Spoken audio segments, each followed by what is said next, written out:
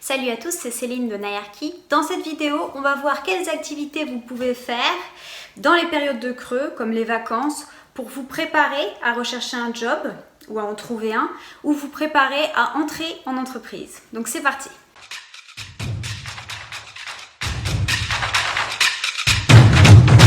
Première activité à faire, si jamais vous n'avez pas encore trouvé de job, que vous ne vous êtes pas encore mis à la recherche d'emploi, c'est de préparer ou améliorer votre candidature. Pour ce faire, vous avez à disposition ici sur cette chaîne de nombreuses vidéos. Vous avez aussi la possibilité d'acheter notre livre qui est disponible sur Amazon pour vraiment préparer toute votre candidature. Et sachez que nous avons mis à jour le cours Faire un portfolio efficace avec Adobe InDesign en français, donc c'est une version améliorée. Alors c'est un cours gratuit, vous allez pouvoir le trouver sur la plateforme en cliquant sur le lien dans la description. Deuxième activité à faire pour vous préparer, c'est se former, donc faire des formations. Le premier domaine dans lequel vous pouvez faire des formations et qui est assez important dans le domaine de l'architecture, c'est les logiciels. Et tout particulièrement les logiciels BIM, parce qu'il faut savoir que d'après une étude récente, faite auprès de 900 agences d'architecture, il semblerait que 42% de ces agences utilisent les logiciels BIM, qui sont Revit et Archicad. Pour vous former, vous avez plusieurs possibilités. Vous pouvez aller par exemple sur le site Udemy, que l'on pourrait surnommer le supermarché des formations, parce que vous allez vraiment trouver toutes les formations possibles dans toutes les langues. Donc voilà, ce sera à vous de sélectionner. Après, vous avez la possibilité de faire appel à des organismes de formation spécialisés dans les logiciels en question. Vous pouvez aussi travailler de manière plus autonome et aussi dépenser un peu moins d'argent en utilisant des livres. Vous pouvez trouver des livres intéressants sur Amazon, à la fois sur Revit ou sur Archicad. On mettra les liens vers ces livres dans la description.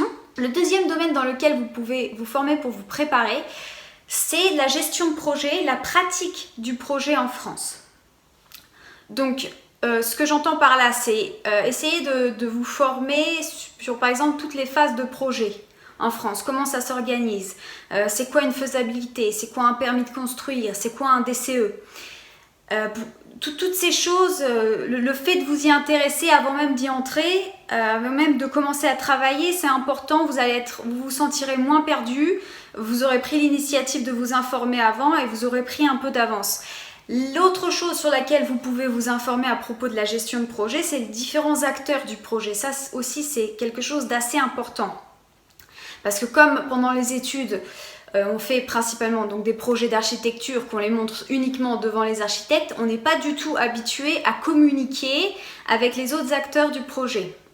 Pour découvrir un peu les autres acteurs du projet et puis comprendre leur rôle et comment communiquer avec eux, ce que je vous suggère, c'est le livre Profession Architecte, le livre jaune. C'est un peu le livre spécial HMO, mais vous pouvez vous le procurer même si vous n'êtes pas encore en HMO, c'est important. Je pense que c'est un livre à conserver et qui est utile pour toute votre carrière. Donc dans ce livre, plus particulièrement, vous avez un chapitre qui est dédié aux pratiques contractuelles et donc à l'explication des différents intervenants dans le projet, à leur rôle et aux enjeux de communication avec ces intervenants. Le troisième domaine où il est intéressant de se former dans le but de travailler en agence, c'est le développement durable. Parce que vous l'avez constaté depuis un certain nombre d'années, tous les architectes ont ce mot à la bouche, développement durable, architecture écologique. Du coup, vous avez là la plateforme de MOOC développement durable, pour le coup. Vous allez trouver des formations qui sont assez accessibles, d'ailleurs gratuites, et que vous pouvez comprendre quel que soit votre niveau. Après, vous avez toujours les magazines et d'autres livres qui peuvent vous aider. Troisième activité à faire pendant les périodes de creux, c'est pratiquer. Alors pour pratiquer, vous pouvez faire des concours. Vous pouvez trouver une liste de tous les concours internationaux qui sont en cours sur ArchDaily. Après, voilà, à vous de voir les dates de rendu, à vous de voir les prix, parce que c'est vrai que en tant qu'étudiant, en tant que jeune architecte, dépenser 50 à 100 € pour participer à un concours, ça reste quand même assez cher. Vous pouvez aussi faire des projets personnels. Par projet personnel, ce que j'entends, c'est faire des projets imaginaires, entre guillemets, c'est-à-dire que vous faites comme si c'était un concours, sauf que c'est vous qui mettez en place les règles. C'est tout à fait jouable, en plus vous pouvez le faire à plusieurs, comme ça vous n'avez pas besoin de payer 100 € juste pour qu'un jury dise si vous avez gagné ou non le concours. Je précise bien que quand je dis projet personnel, ce n'est pas des projets auprès de particuliers. Je voudrais vous attirer l'attention sur ça parce que par exemple vous avez peut-être des connaissances, des proches qui vont vous demander de faire des études, des dessins d'intérieur ou autre. Il faut faire très attention à ça et ne pas vous engager dans ce genre de projet si vous n'avez pas un statut clair, c'est-à-dire si vous n'avez pas un statut d'auto-entrepreneur, si vous n'avez pas d'entreprise, si vous n'avez pas d'assurance, parce que ce genre de projet, même un tout petit projet où il s'agit de créer une ou deux cloisons, ça implique des responsabilités. Et si jamais ça tourne mal, ça risque de se retourner contre vous. Donc ne vous engagez pas dans des projets personnels, même s'ils vous semblent être des tout petits projets, parce que ça peut se retourner contre vous. Ensuite, la quatrième activité à faire pendant les périodes de creux comme les vacances, c'est échanger.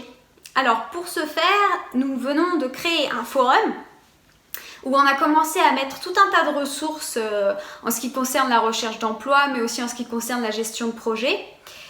L'idée de ce forum, c'est un peu de constituer une base de données utile à votre pratique, à votre carrière. C'est vraiment un booster de carrière.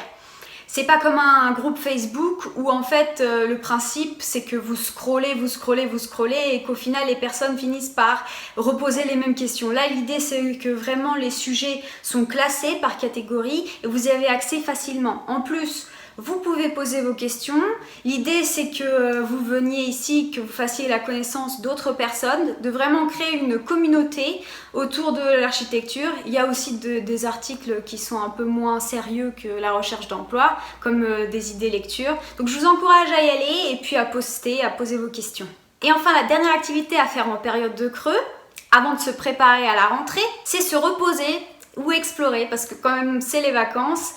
Mais même si c'est pas forcément les vacances, c'est important de vous reposer pour être plus en forme plus tard et puis d'explorer parce que quand même on est en France, on a la chance de jouir d'un patrimoine architectural assez important, à la fois un patrimoine ancien et des bâtiments modernes, donc il faut en profiter, il faut aller visiter un maximum pour vous inspirer pour la suite et puis ça fera un bon sujet de discussion pour la rentrée. Donc cette vidéo est terminée, j'espère qu'elle vous a été utile. Si ça a été le cas, n'hésitez pas à lâcher un petit pouce bleu. Pour ceux qui sont nouveaux sur la chaîne, abonnez-vous et puis activez la petite cloche pour être au courant de toutes les sorties des nouvelles vidéos. À tous ceux qui partent, je souhaite de bonnes vacances et je vous dis à bientôt dans la prochaine vidéo.